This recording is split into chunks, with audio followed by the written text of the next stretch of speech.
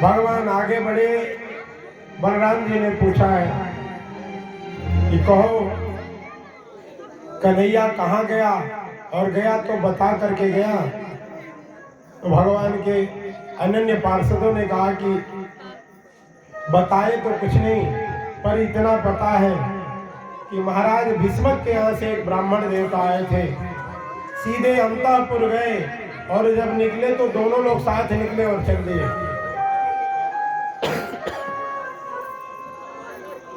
बलराम जी ने कहा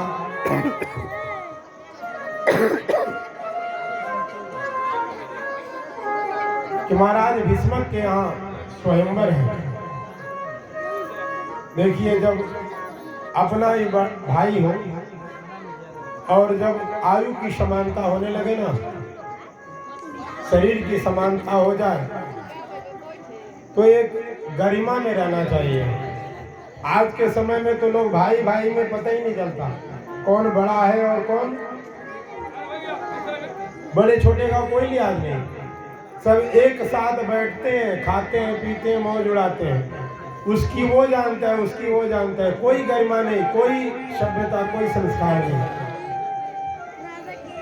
पर देखिए, भगवान स्वयंवर के लिए जा रहे हैं, पर अपने आप में शर्म है, एक लज्जा है। अपने भैया से नहीं बताया कि हम जा रहे हैं, किसी ने बुलाया है। दूसरे के माध्यम से जब बलदाऊ जी को पता चला तो बलदाऊ जी ने कहा कि वहाँ जरासंध जैसे राजा आएंगे, शिशुपाल जैसे हैं, तो निश्चय वहाँ पे उपद्रव होगा। भगवान आगे बढ़े और बलराम जी ने भगवान की नारायणी सेना को तैयार किया। चलते बने भगवान, दौड़े दौड़े गए। रथ बड़ी तीव्र गति से जा रहा है। नगर में जैसे प्रवेश किया तो महाराज भीष्मक जो है शिशुपाल के आगमन की खुशी में थाल सजा करके, फूलों के हार लगा करके, और जब कोई अतिथि आते हैं ना, समधी वगैरह आते हैं, तो उनका जा करके माला पहना करके स्वागत किया जाता होता है ना। रुक्मी ने कहा और महाराज भीष्मक ने सारी तैयारी की और चलते बने। इधर भीष्मक जी जा रहे हैं, उधर भगवान कृष्ण आ रहे हैं। जब देखा कि कृष्ण आ गए, भीष्मक जी ने कहा कि मेरे हो भाग्य कि आप पधारे। जो माला शिशुपाल के गले में पड़नी थी वो कन्हैया के गले में पड़ गई। जब भीष्मक जी ने माला पहना दिए तो जितने साथ में चलने वाले कहार थे ना, तो जो जितना सामग्री लेकर के आए थे, हीरा मोती, सोना चांदी, हीरा जवाहरात, सब भगवान कृष्ण को चढ़ा दिए। अरे जब महाराज ने माला पहना दी तो शायद यही जमाई साहब होंगे। जमाई मैंने समझते हैं का दमाद साहब, तो यही होंगे। संत कहते हैं कि सगाई होनी थी शिशुपाल की और हो गई गोपाल की। भगवान ने कहा कि महाराज इसकी क्या आवश्यकता थी, हम तो यूं ही दर्शन के लिए आए थे और आपने जब इतना कुल पहले ही दे दिया, चलिए स्वीकार कर लेते हैं। भगवान ने एक तरह का व्यंग किया तो भीष्मक जी ने कहा महाराज यह सब आपका ही तो है, आपके आने की प्रतीक्षा थी। भगवान ने आतिथ्य को स्वीकार किया। भीष्मक जी ने कहा चलिए पधारिए, आप महल में पधारिए। भगवान ने कहा ठीक है आप चलिए, हम कुछ देर के बाद आते हैं। भगवान ने मंदिर के तरफ प्रस्थान किया, जिधर माता का मंदिर है। शिशुपाल को पता चला कि कृष्ण आया है। शिशुपाल ने सुना तो जरासंध ने कहा कि अगर कृष्ण आ गया तो समझो मामला गड़बड़ है, कुछ न कुछ दाल में काला है। रुक्मिणी कहाँ है? तो पता चला कि मंदिर में पूजा करने गई है। जितने सेना थी सब सेना को मंदिर के पास लगा दिया।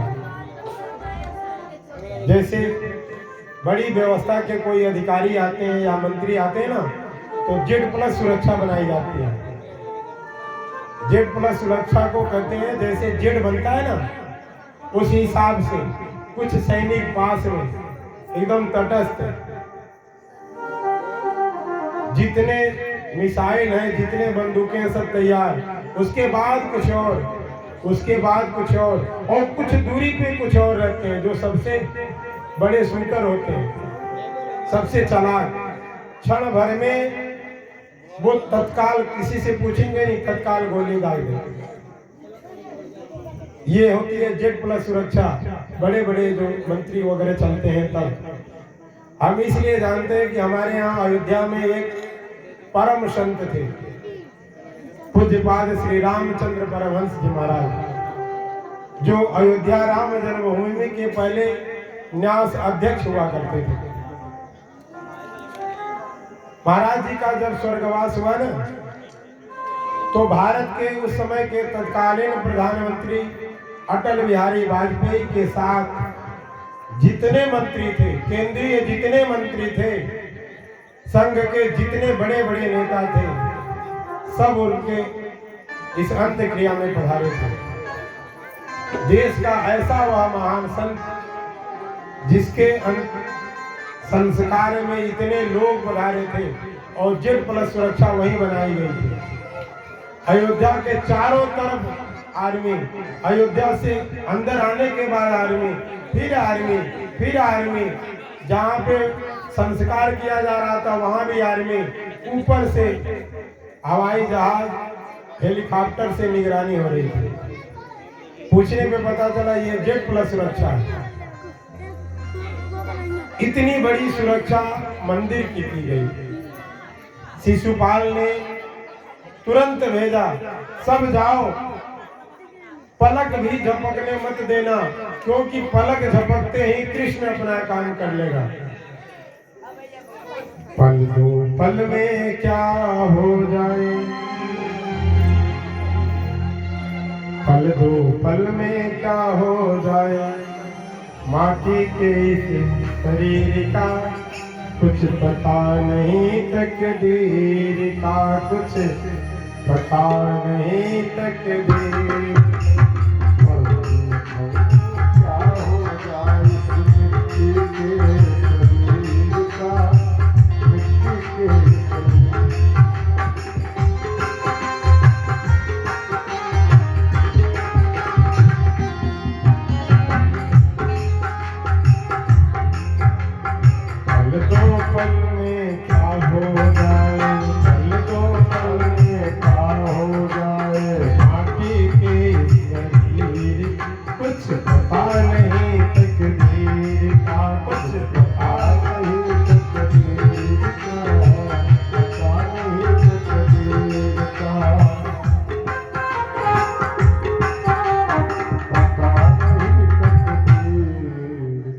शिशुपाल ने कहा कि पल भर में वह अपनी माया को दिखाता है, पलक झपकी की वो काम कर गया।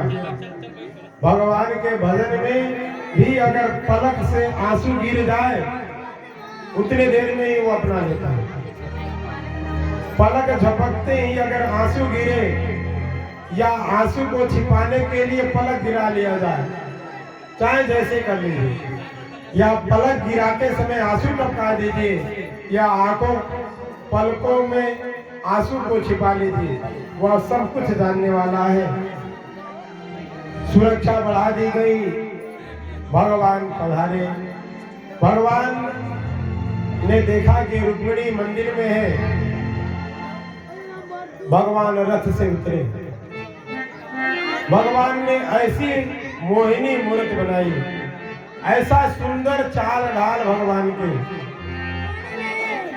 सबने देखा। जितने अंगरक्षक खड़े थे, अंगरक्षक माने सिपाही, शिशुपाल जरासंध के जितने सिपाही खड़े थे, सबके बीच भगवान का रथ आया। सबने देखा। कोई देख रहा है अरे कितना सुंदर पताका है, देखो देखो, 4 घोड़े हैं, कह रहा है कितने सुंदर सुंदर घोड़े, ऊंचे श्रवा जैसे। ऐसा घोड़ा तो शायद इंद्र का भी संभव नहीं। तो कोई देख रहा है रथ कितना सुंदर है। भगवान जब नीचे उतरे, कोई कहता देखो आंखें कितनी अच्छी है, मुकुट कितना अच्छा है, मोर का पंख धारण किए हैं, कोई कह रहा है दुपट्टा देखो कितना सुंदर है, पीला पीला दुपट्टा है। चलने लगे तो कोई कहता है कि देखो जैसे मछली पानी में चलती है ना, ऐसे मचल मचल के चल रहे, कितना बढ़िया चाल है। सब भगवान के रूप सुधा का रस पी रहे हैं और भगवान मंदिर में प्रवेश कर गए। रुक्मिणी मैया के पास गए। रुक्मिणी जी ने माँ को ध्यान में स्मरण किया है, माँ जान गौरी अनुकूल सियहिया हर सिन दात कही, श्रीमंजुल मंगल मूल बाम अंग भर कन लगे। जैसे जानकी मैया को आभास हुआ था ना, वैसे रुक्मिणी मैया को भी आभास हो गया, कन्हैया आए। रुक्मिणी मैया ने जो माला गौरी के गले में डालनी थी वो माला गोविंद के गले में पहना ली। भगवान ने हाथ पकड़ा, सखियां जो खड़ी थी वो सब देख रही थी, कोई कुछ बोल नहीं पा रहा है, सब केवल एक टक लगाए देख रहे हैं। हाथ पकड़ करके मंदिर से बाहर आए। मंदिर से निकले, सैनिक दिखाई पड़े। सैनिकों ने देखा कि वाह, जाते समय कितना सुंदर लग रहे थे, आते समय तो उससे ज्यादा सुंदर। कितना बढ़िया चाल है। अरे देखो देखो, चलते समय मोर का पंख जो लगा है ना, जैसे अचानक हवा चलती है तो मोर का पंख फड़फड़ाता होता है ना, बीच बीच में जब उसके बने हुए अलग अलग किस्म के जो रंग है ना, जब हवा चलती है तो बड़ा सुंदर लगता है। एक रंग जब अलग अलग होता है तो लगता है कि कितना विचित्रता है, और वही जब सट जाता है तो और सुंदर लगता है। कोई मुकुट देख रहा है, कोई मोर पंख देख रहा है, कोई भगवान की चाल देख रहा है, कोई भगवान का दुपट्टा देख रहा है। देखते देखते भगवान रथ के पास आए, रुक्मिणी जी को रथ पर बैठाए और रथ पर बैठा करके भगवान सारथी से कहा रथ चलाओ। रथ सारथी ने चला दिया। अब सिपाहियों ने कहा कि देखो देखो, इतनी तेज गति से घोड़े जा रहे हैं, लग रहा है जैसे कोई बहुत बड़ा विमान जा रहा है, पुष्पक विमान जा रहा है, कामद विमान जा रहा है। एक सैनिक बड़ा दुष्ट था, क्योंकि अच्छे समय पर दुष्टों की हिम्मत बड़ी तेज होती है। विघ्न डालने में वही खुरपाती दिमाग कब काम आता है, तो जब कोई अच्छा उत्सव वगैरह हो रहा हो। दुष्टों का काम क्या है, जब कोई अच्छी बातें बताई जा रही हो या कोई अच्छा प्रोग्राम चल रहा हो तो विघ्न डालना। एक सैनिक कुछ दुष्ट बुद्धि का था, उसने कहा कि देखो हम यहाँ खड़े क्यों हैं भैया? तो सबने कहा ये रुक्मिणी की रक्षा के लिए। सखियां बाहर खड़ी थी मंदिर के। सखियों ने कहा क्यों भांग खा करके आए हो? खाए हो कि पी करके आए हो? जिस रुक्मिणी की रक्षा के लिए तुम यहाँ खड़े हो, रुक्मिणी देखो जा रही हो। अब सैनिकों ने कहा देखो देखो भागा जा रहा है, पकड़ो मारो। भगवान भागने लगे, सैनिकों ने दौड़ाया है। सैनिक काफी दूर तक भगवान का पीछा किया, भगवान तो भागते नजर आए। और सैनिकों ने कहा अरे कहाँ भागा जा रहा है?